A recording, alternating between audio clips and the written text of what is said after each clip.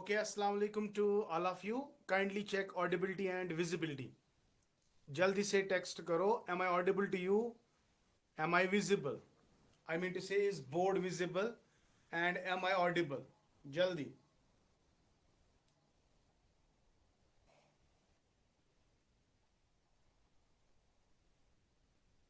शाबाश.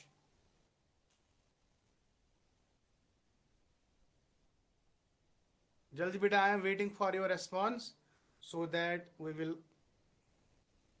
start our class. Okay. Thank you, dear. चलिए बेटा. तो अल्हम्दुलिल्लाह we are done with visually impaired children. जो विजुअली इम्पेयर्ड चिल्ड्रन है उसका क्या सिलेबस या क्या करिकुलम होगा वो अलग एक टॉपिक पढ़ेंगे. लेकिन विजुअली इम्पेयर्ड में आंखों के रिलेटेड मैंने सब कुछ बताया, जो मुझसे हो सका वो सब कुछ बताया. और वो पॉइंट्स भी मैंने आपको अच्छे से कवर करके दिए हैं जो प्रीवियस ईयर क्वेश्चंस में आ चुके हैं. जो आज का टॉपिक है, आज का टॉपिक जो है इट इज हियरिंग इम्पेयरमेंट. तो हियरिंग इम्पेयर्ड यानी डेफ एंड डम. डेफ एंड डम बहुत सारे पर्सन जो डेफ है वो डम भी है, बोल नहीं पाते हैं. इसलिए साइन लैंग्वेज उनके लिए एक अच्छा खासा करिकुलम में एक कंपोनेंट है वो रखा जाता है. लेकिन विजुअली इम्पेयरमेंट में मैंने आपको आंख के रिलेटेड बहुत सारी चीजें बताई. इसी तरह जो हियरिंग इम्पेयर्ड वाले बच्चे हैं उनको समझने से पहले हमें स्ट्रक्चर ऑफ ईयर को समझना बहुत जरूरी है. आराम से पढ़ेंगे, कोई जल्दबाजी नहीं, बिल्कुल परफेक्टली आप समझोगे. अगर आपको अच्छी तरह से समझ आता है फिर जब कोई भी क्वेश्चन आपके एग्जामिनेशन में आता है ना तो आपको वो सॉल्व करने में कोई दिक्कत नहीं होगी. ठीक है बेटा. तो चलिए बेटा स्टार्ट करते हैं. तो as already you know, hearing impairment means generally ear is involved. Generally ear is involved. There is neuromuscular degeneration. ये बहुत इंपॉर्टेंट है बेटा. Neuromuscular degeneration in what organ? Yes, audition or auditory organ, that is the ear. That is the year. हम आपको कुछ quantitative definition बताएंगे. Mild कौन है, मॉडरेट कौन है, सीवियर कौन है, प्रोफाउंड कौन है, उनकी फ्रीक्वेंसी का रेंज अक्सर आपके एग्जामिनेशन में पूछा जाता है. ये बहुत इंपॉर्टेंट है बेटा. That's very very important. Decibels में हम आपको समझाएंगे कि रेंज क्या क्या है. लेकिन उस तक पहुंचने से पहले हमें दो चीजें यहां पे आपको बहुत ही इंपॉर्टेंटली याद रखनी है. एक आपको पता होना चाहिए कि structure of year. Number next is function of year. दो. तीसरा, ये जो ईयर है ना ये किस बेस पे फंक्शन करता है, that is the sound energy. Suppose मैं आपसे बात कर रहा हूं, जो मीडियम है, मेरी बात आपके कानों तक पहुंचती है, वहां पे जो है ना that is sound. Sound wave. जिस तरह मैंने लाइट वेव में लाइट का कॉन्सेप्ट आपको पढ़ाया था कि लाइट जब आंखों पे पड़ती है तब जाके ये इसमें क्या हो जाता है, रिफ्रैक्शन होती है. मैंने लाइट के रिलेटेड कुछ कॉन्सेप्ट्स आपको बताए. यहां पे भी हम आपको थोड़ा बहुत साउंड के रिलेटेड कॉन्सेप्ट बताएंगे. तो चलिए शुरुआत करते हैं. मुझे यहां पे दरअसल क्या पढ़ाना है. Yes, it is hearing impairment. Hearing impairment में the sense organ which is involve, the sense organ जो इसमें इन्वॉल्व होता है that is ear. That is ear. ये बहुत इंपॉर्टेंट है बेटा. अब ये जो पहला पॉइंट आपने देखा, यहां पे अब इंपेयरमेंट है तो मैं कहूंगा if year will lost its function, when ear will lost its function, this is called hearing impairment. Hearing impairment. अब ये जो हियरिंग इंपियरमेंट है, या तो ये जन्म से ही हो सकता है, या तो ये एनवायरमेंटल भी हो सकता है, दोनों चीजें। ज्यादातर देखा जाए ये कॉन्जेनिटल है। कॉन्जेनिटल मैंने कल ही आपको बताया कि वो बीमारियां जो बचपन से ही होती है, जन्म से ही एक बच्चे में प्रेजेंट होती है, ठीक है। And another is acquired. Acquired का मतलब है, अल्लाह ताला बचाए, एक्सीडेंट की वजह से अगर बच्चे में चोट आई तो चोट दिमाग में लगने की वजह से सेंस ऑर्गन पे असर आ जाता है। अब देखो यहां पे, देखो बेटा, मैंने आपको कहा था कि ब्रेन का जो स्ट्रक्चर है, देखो इंपॉर्टेंट है। जो नए बच्चे हैं उनको समझने में थोड़ा बहुत तकलीफ होगी, क्योंकि वो नए, क्योंकि मिड से मिड मतलब डेज में वो क्लास ज्वाइन कर रहे हैं। लेकिन मेहरबानी करके अगर आपको समझ आ रहा है विद इन द क्लास, तो आप लास्ट में बता सकते हैं सर हमें प्रॉब्लम है। अगर इफ प्रॉब्लम अराइजेस तो आप अच्छी तरह से बता सकते हो। अगर यहां नहीं बता सकते हो, आप पर्सनली मुझे मैसेज कर सकते हो। You can text me any time and hundreds of times. ये मेरा हक है कि आपके कॉन्सेप्ट्स को मैं क्लियर करूंगा, ठीक है। लेकिन आप ऐसा मत सोचिए कि सर पढ़ा रहे हैं और आपको कॉन्सेप्ट समझ में नहीं आ रहा, आप भी कुछ नहीं बोल रहे हो, मैं भी कुछ नहीं बोल रहा हूं, तो मेरा तो कुछ नहीं बिगड़ेगा, लेकिन नुकसान उसमें आप लोगों का है। मुझे तब पता चलेगा जब आप मुझे टेक्स्ट करोगे, सर ये कॉन्सेप्ट जो आपने पढ़ाया हमें समझ में नहीं आता है, तो थोड़ा बहुत हमें फिर से समझाओ। हमेशा याद रखो, अगर कॉन्सेप्ट समझ आ गया वेल एंड गुड, कोई टेंशन वाली बात नहीं है। लेकिन अगर समझ में नहीं आता है तो आई रिक्वेस्ट यू बेटा, you can easily text me. हाँ, क्लास में तो डिस्टरबेंस होती है, आप मुझे पर्सनली फिर टेक्स्ट कर सकते हो। मैं बहुत कोशिश करूंगा कि वो कॉन्सेप्ट आप तक में पहुंचा सकूं, ठीक है बेटा। बाकी जो आपका माइंड है ना, माइंड जो है, मैं लेट मी रिपीट, जो माइंड है आपको पूरा फोकस्ड रखना है क्लास की ओर, ठीक है बेटा। बहुत सारे ऐसे कॉन्सेप्ट्स हैं, मैं कहता हूं 30% आप क्लासेस में पढ़ते हो ना पीजी में, बाकी जो 70% नेट का है आप लोगों ने नहीं पढ़ा होता है, आपके कॉन्सेप्ट्स क्लियर नहीं होते हैं। तो दैट इज वाई मैं आपको बेसिक से समझाने की कोशिश कर रहा हूं। मैं बेसिक इन द सेंस, अगर ये स्ट्रक्चर ऑफ ईयर आपके सिलेबस में नहीं है, लेकिन मैंने देखा इसके रिलेटेड क्वेश्चंस आ चुके हैं, दैट इज वाई मैं बेसिक से आपको समझाने की कोशिश कर रहा हूं। समझ आ गया? तो इसलिए बी वेरी मच फोकस्ड, आपका इंटरेस्ट, पूरा ध्यान क्लासरूम में होना चाहिए।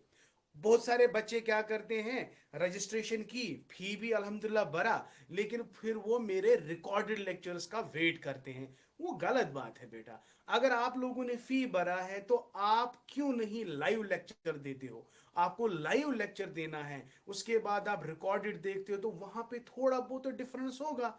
The way you understand in live, it is not possible कि आप रिकॉर्डेड लेक्चर में वो सारे कॉन्सेप्ट्स आपको क्लियर हो जाएंगे।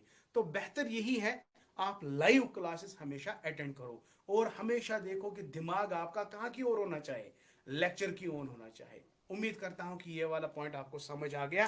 तो चलिए आगे बढ़ते हैं, आगे बढ़ते हैं। और आगे बढ़ने के लिए यहां पे आप देख लो, मैंने कहा कि जो दिमाग है ना, दिमाग का जो मेजर पोर्शन है वो है सेरिब्रम। ये याद रखना, मैं यहां पे लिखूंगा largest part of the brain.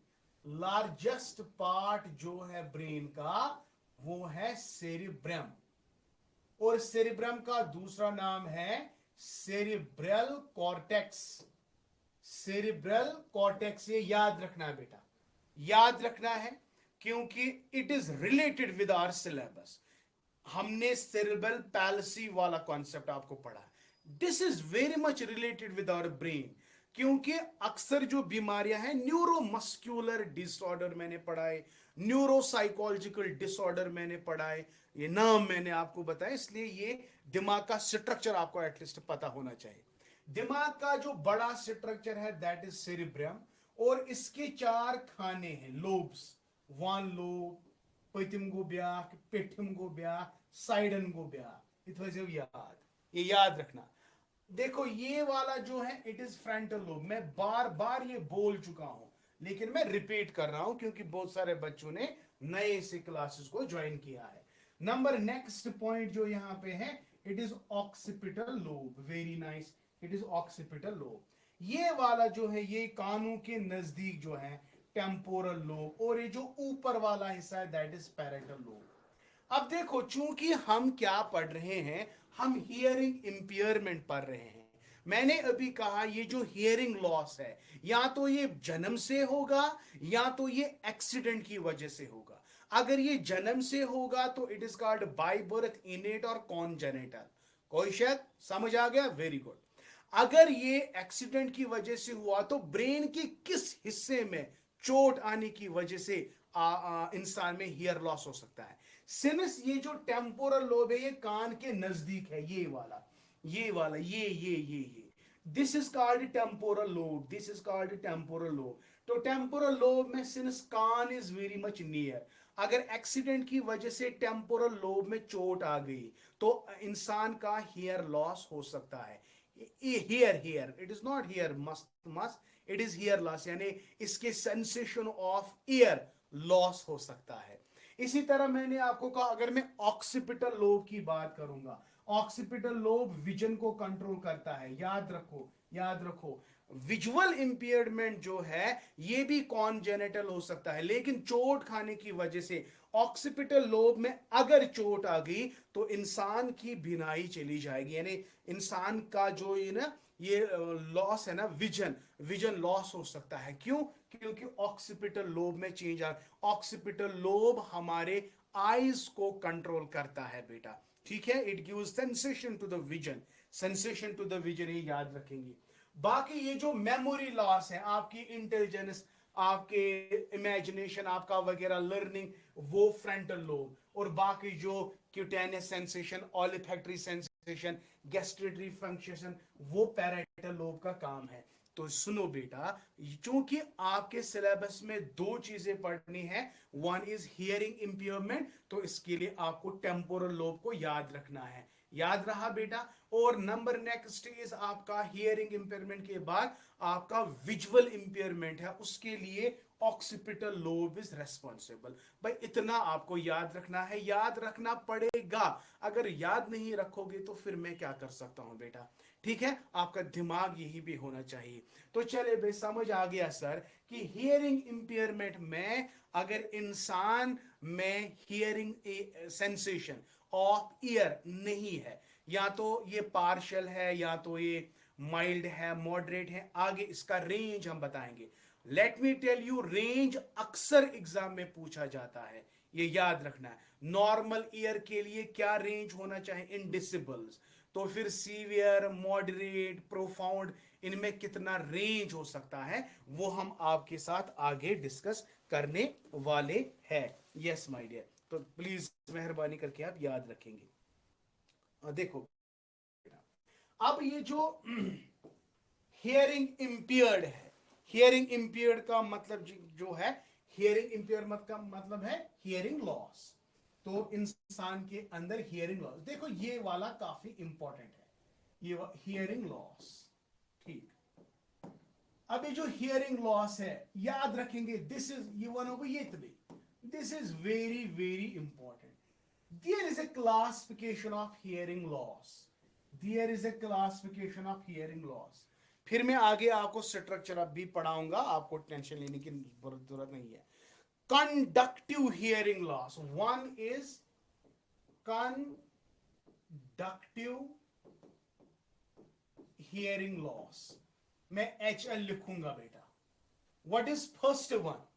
First one is conductive hearing loss, ठीक है। तो हमारे कान में एक ना ये तीन हिस्से होते हैं, external part, middle part, inner part. वो मैं आगे आपको बताऊंगा क्या क्या, एक्सटर्नल, मिडल, इंटरनल। हमारे कान में तीन सेक्शंस होते हैं, external part of the year, middle part of the year and inner part of the year, ठीक है। तो ये जो कंडक्टिव है, सिंस कंडक्टिव का मतलब है साउंड जब कानों में चली जाती है, साउंड कनेक्ट है, तो ये आउटर और मिडल ईयर तक नहीं पहुंचता है। साउंड जो है ये एक्सटर्नल ईयर और मिडिल ईयर तक रुक जाती है, आपके कानों तक नहीं चला जाता है। तो इसका मतलब है this is called conductive here loss. अब कंडक्टिव हियर लॉस क्या है? ये जो साउंड्स है, वेरी गुड बेटा ध्यान थो, अगर न समझ अति दीजो कमेंट दर।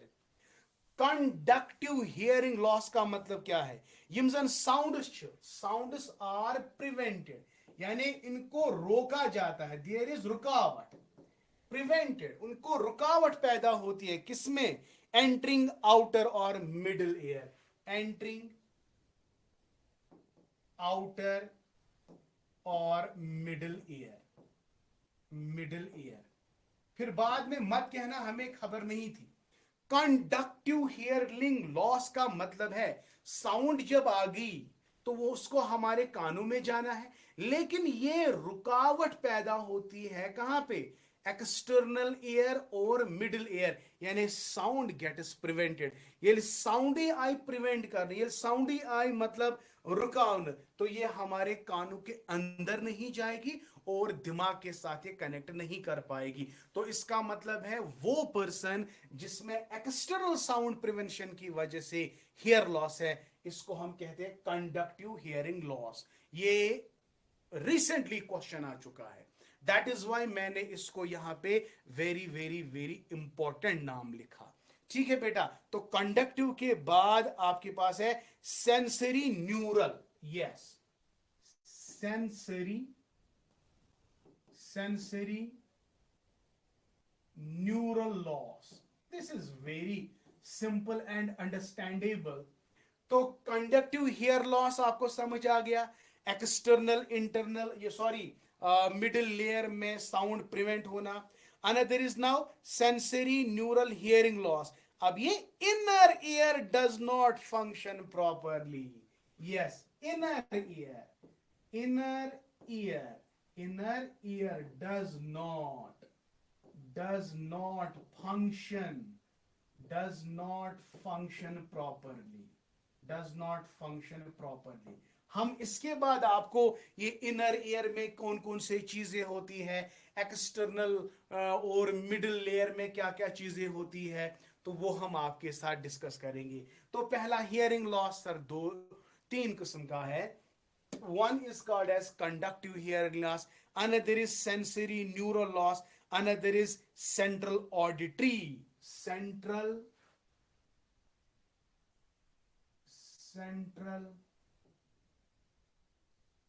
auditory processing disorder, processing disorder। इसको समझने में किसी को तकलीफ नहीं होनी चाहिए, बिकॉज ये सेंट्रल की बात करता है। सेंट्रल ऑडिटरी प्रोसेसिंग डिसऑर्डर, इसका मतलब है जो सेंट्रल में क्या होता है, ब्रेन ब्रेन ब्रेन।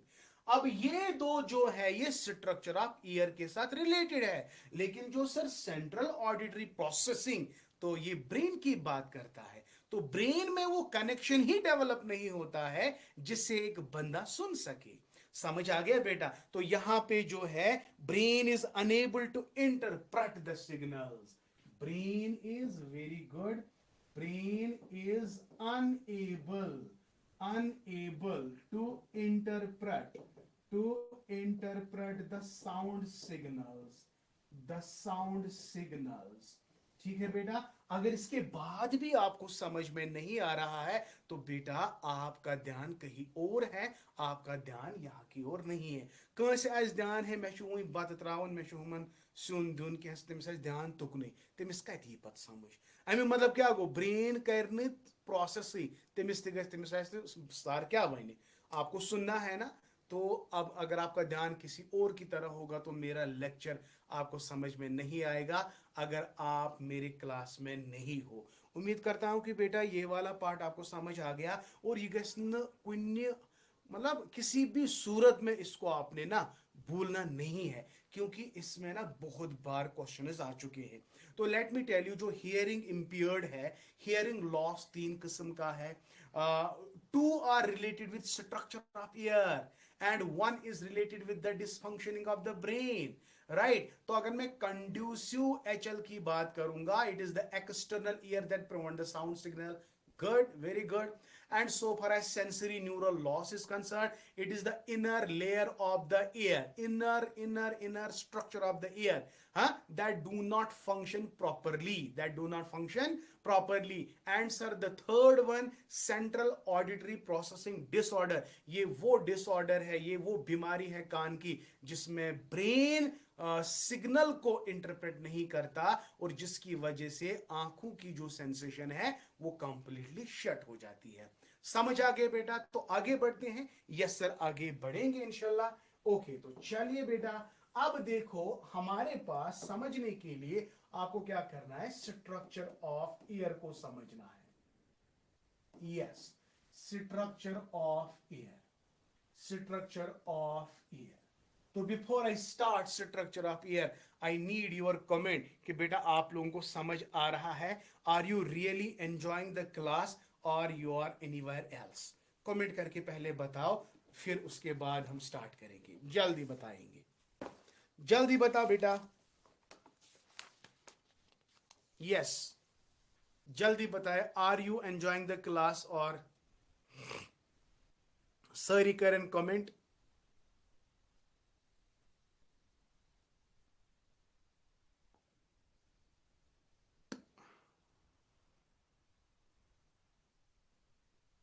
बाकी के तुम बात खेवन कौन कौन खाना भी खा रहा है और क्लास भी दे रहा है?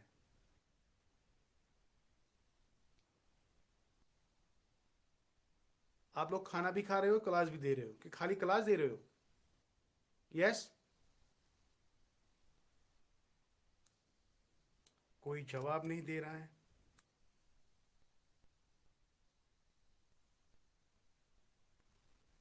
एनीवेज, ओके बेटा, चले, कोई बात नहीं। तो चले स्ट्रक्चर ऑफ ईयर की बात करते हैं। स्ट्रक्चर ऑफ ईयर में मैंने अभी आपको कहा कि कान में तीन सेक्शंस है, external, middle, inner. External, middle, inner, ये याद रखना है बेटा। देखो, देख लो बेटा, मैं सिंपल सा स्ट्रक्चर बनाऊंगा। ये एक्सटर्नल ईयर है, लाइक दिस। यस, या ये जो एक्सटर्नल ईयर है, इसका काम क्या है? इसका काम है साउंड को कलेक्ट करना। यस, ये साउंड को कलेक्ट करता है एक्सटर्नल ईयर, और इसको हम कहते हैं पिन्ना। इसको कहते हैं पिन्ना, इसको कहते हैं पिन्ना। एक्सटर्नल ईयर का काम क्या है बेटा? Collection of the sound, collection of the sound. This is very very important. ठीक है बेटा। Another point that you have to remember, there is a long cylindrical canal, it is called auditory meatus. Yes, it is called as auditory meatus, इधर से यार, जिसको हम auditory canal भी कहते हैं। ऑडिटरी मीटस बोलो या ऑडिटरी कैनाल बोलो, ठीक है बेटा? ऑडिटरी मीटस और ऑडिटरी कैनाल बोलेंगे, ठीक। इसके बाद यजन कनुक पर्द वनान, कनुक पर्द, अच वनान टिम्पैनियम मेम्ब्रेन, टिम्पैनियम मेम्ब्रेन। यम गोबर याद थावन अथ अंद के। मे वोन एक्सटर्नल ईयर युस जन छु, it collects the sound, it collects the sound।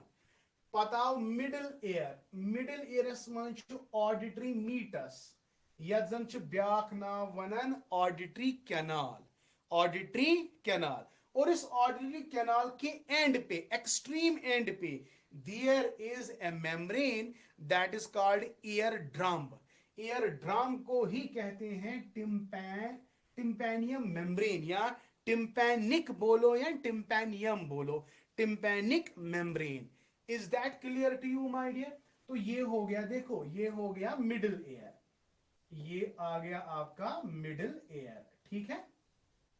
Middle ear में आप देखो इस टिम्पैनिक मेम्ब्रेन में 3 बोन्स है, 3 बोन्स, 3 बोन्स शाख मज आसन, 3 बोन्स होते हैं, तीन तीन बोन्स होते हैं, इनको कहते हैं ईयर ऑसिकल्स। इतना मशद गैस बेटा बकर रिपीट में पता है हाथ रिपीट करूं but I will repeat, but your काम क्या है, आपका काम है इसको अच्छी तरह से इंटरप्रेट करना, ठीक है। तो यहां पे मैंने क्या कहा, टिम्पैनिक मेम्ब्रेन से 3 मान तो थे, सारी खुद लकट अड़ी स्मॉलेस्ट जो बोन है ना, वो स्ट्रिप बोन है जो कान में पाई जाती है। तो वी हैव 3 बोन्स, इसको हम कहते हैं एस एच एच एस, हाँ। एक को कहते हैं हैमर बोन,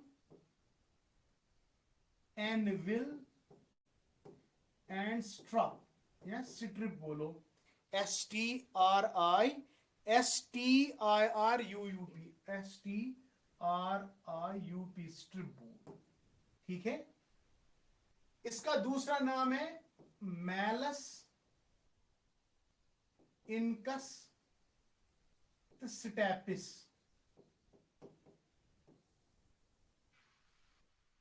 इनको याद रखना है बेटा, बोन्स के ऊपर मसल्स भी है, मैलस इनकस स्टैपिस। बोन क्या है, hammer bone, anvil bone, strip bone.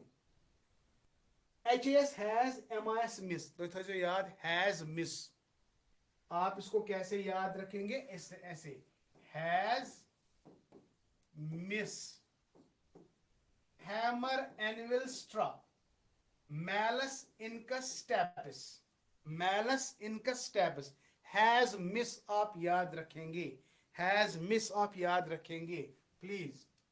इसके बाद आप देख सकते हो ये जो लास्ट बोन है, लास्ट बोन देखो, इट इज,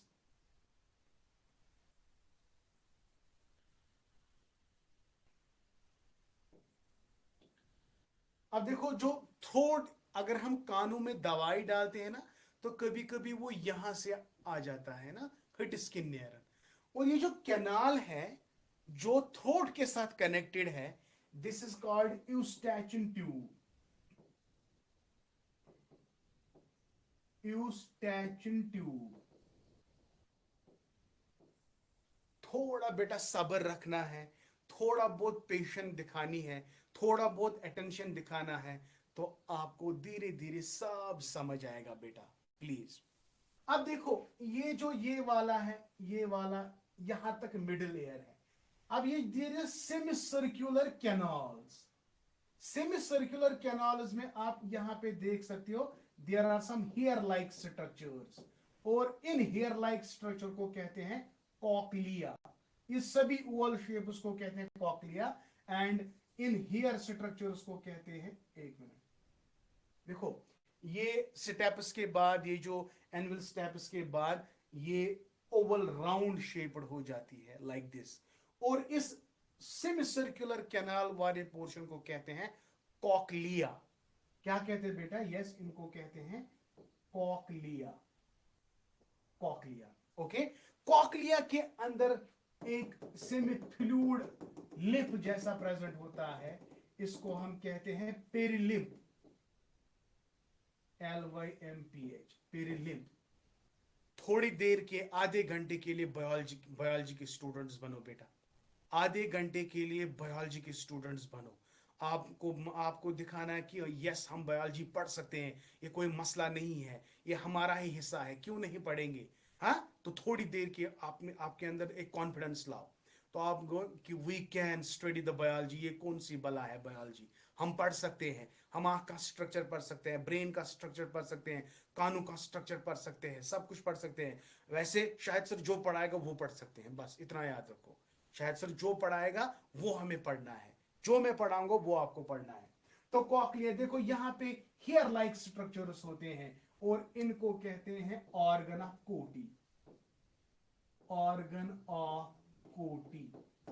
और यहां से फिर आता है ब्रेन से एक नर्व, और ये नर्व किसके साथ कनेक्ट होता है, ऑर्गन ऑफ कोटी के साथ, देखो बेटा, अब यहां मुझे बताओ कान के अंदर वो कौन सा हिस्सा है जो यूनिट ऑफ हियरिंग बनेगा? बताओ, एनी गैस? बताओ कौन? जिस तरह मैंने रेटिना में कहा, रेटिना को मैंने कहा functional unit of I, functional unit of vision. इसी तरह आप मुझे बताओ कि आंख, ये कान में कौन सा ऑर्गन बनेगा यूनिट ऑफ हियरिंग? बताइए जल्दी, तब तक मैं आगे नहीं बढ़ूंगा। बताओ जल्दी, जल्दी बताए, बताओ जल्दी। वो गेस तुम नेरे सही किन? Yes, you are right, Urmi. Organ of कोटी इज 100% राइट, क्योंकि ऑर्गन ऑफ कोटी से ही, ऑर्गन ऑफ कोटी से ही कनेक्ट होता है ब्रेन की नर्व, ब्रेन की नर्व। और आपको पता है इस ब्रेन की नर्व को क्या कहते हैं, जो कानों को सेंसेशन देता है? It is called auditory nerve, auditory nerve. Very nice, it is called auditory nerve. और यही ऑडिटरी नर्व जो है ये ब्रेन तक जाती है और हमें फंक्शनल बनाती है। समझ आ गया बेटा? Is that clear to you? सब समझ आ गया?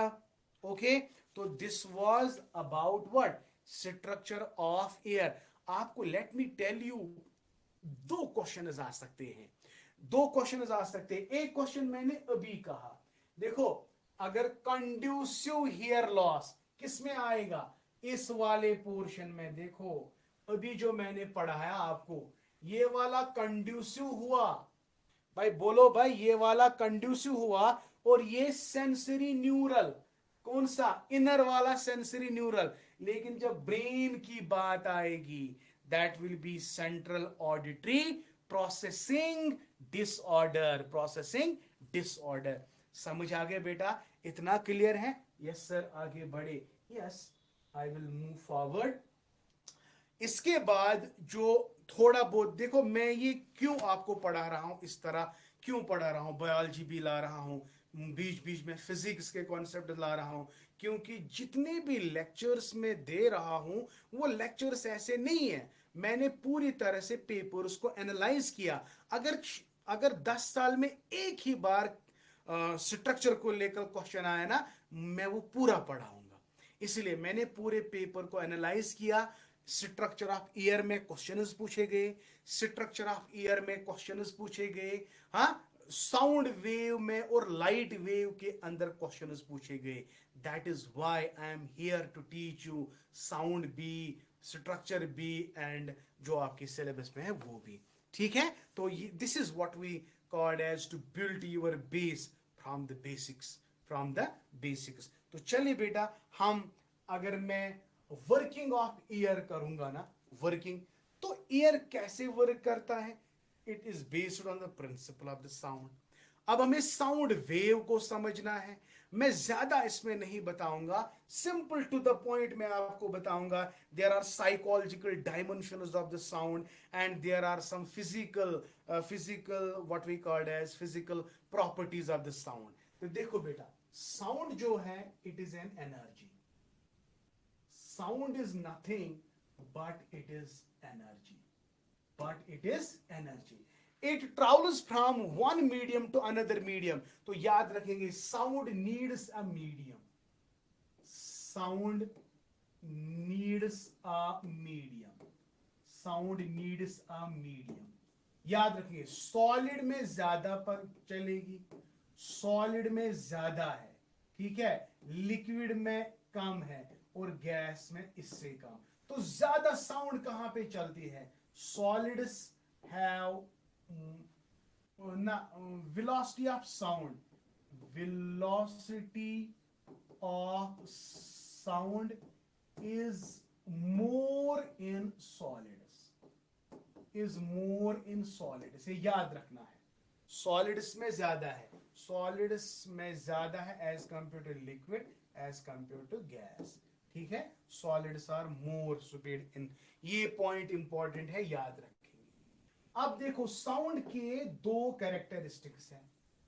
साउंड में दो, वन इज फिजिकल प्रॉपर्टी,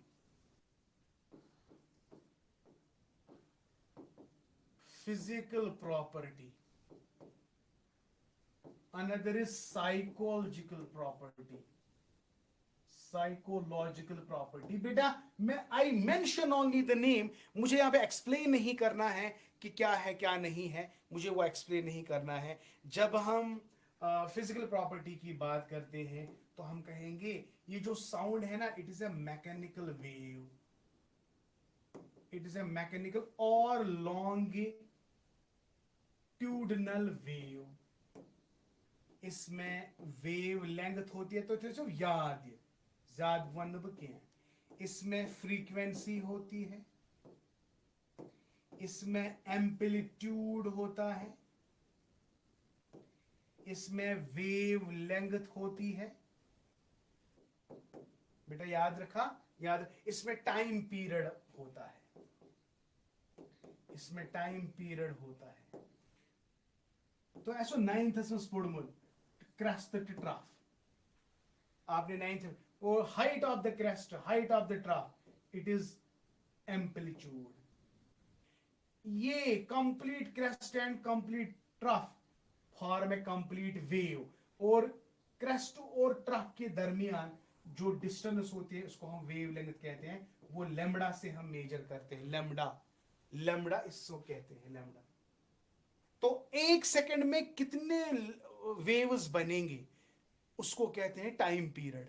तो ये ज्यादा आपको नहीं समझना है, पर ज्यादा खुद ज्यादा क्वेश्चन ही, which of the following is the physical property of the sound. आपको याद रखना है, इट इज मैकेनिकल और longitudinal, it has a wave length, it has a frequency, it has amplitude, it has wave length, and it's a time period. This much is enough when you say physical properties of the sound. उम्मीद करता हूं कि ये वाला point समझ आ गया। I will take a pause till you comment. जल्दी से कमेंट करो सर, अच्छी तरह से समझ आ रहा है, क्योंकि मुझे भी लगेगा कि भाई आप तो जो होशियार हैं, तो जो जिंदा है, तो आप कमेंट करके मुझे बताओ कि सर यहाँ तक जो भी आपने पढ़ाया वो अच्छे से हमें समझ आ गया।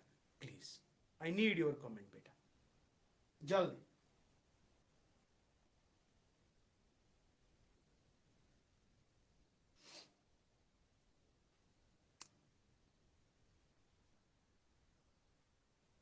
Yes yes, good good good, so nice, so nice. चले बेटा अल्हम्दुलिल्लाह। चले बेटा, अब यहां पे अगर हम फिजिकल के बाद psychological property of the sound की बात करेंगे, तो सिंपली आपको तीन चीजें याद रखना है। एलपीटी आपको याद रखना है, एल पी टी। क्या याद रखना है बेटा? एलपीटी। एल का मतलब है लाउडनेस, एल का मतलब है बेटा लाउडनेस, से याद रखेंगे। लाउडनेस जो है ये हम मेजर करते हैं डेसिबल्स में, डीबी, डेसिबल्स में, यही इंपॉर्टेंट है। डेसिबल्स में dB is the unit decibel में, ये याद रखना है, ठीक है? Yes. Another is pitch, PITCH, pitch. बेटा ये मोशु वारिया important. Second is what? Pitch, यानी रेंज ऑफ हियरिंग। इसको ये जो पिच है ना, लाउडनेस जो है ये हम मेजर करेंगे डेसिबल से। पिच जो है ना, पिच इज हाईनेस और लोनेस। और ये हम कैसे यूज करते हैं, ये हम फ्रीक्वेंसी से मेजर करेंगे, फ्रीक्वेंसी से, फ्रीक्वेंसी से। इंपॉर्टेंट है बेटा, याद रखेंगे। एंड अनदर, अगर हमें क्वालिटी ऑफ द टिम्बर जो है, अगर हमें quality and complexity of the wave समझनी है, quality quality, then it is called timbre, then it is called as timbre. ये याद रखना है, that's very very much important, very very much important. अगर आपको याद है नॉर्मल रेंज क्या है साउंड वेव का, 20 से 20,000 हर्ट्स, 20 हर्ट्स टू 20,000 हर्ट्स, ये नॉर्मल रेंज है बेटा। इसके आगे या इससे कम हमारा कान नहीं सुन सकता है। अच्छा इंफ्रासोनिक तो अल्ट्रासोनिक, अल्ट्रासोनिक में लाउड साउंड्स होते हैं 20,000 से भी कहीं ज्यादा फ्रीक्वेंसी होती है। ठीक है बेटा, तो ये याद रखेंगे। लेकिन अब इन तीन में से जो neural function of the year है वो हम लाउडनेस के जरिए चेक करते हैं, वो हम रेंज आपको बताएंगे डेसिबल से। तो फिलहाल के लिए इतना काफी है। एंड उम्मीद करता हूं कि आप लोगों को बहुत अच्छे से ये समझ आ गया कि कान कान के रिलेटेड मैंने जितनी भी जानकारी आपको दी, तो वो सभी जानकारी आपने अच्छी तरह से नोट भी किए होंगे और अच्छी तरह से आपको वो समझ भी आ गए होंगे। तो इंशाल्लाह कल हम अच्छी तरह से आपको पढ़ाएंगे हियरिंग लॉ, बिल्कुल टू द पॉइंट है। अब ये कंप्लीट कल मैं इसको वाले चैप्टर को कंप्लीट करूंगा।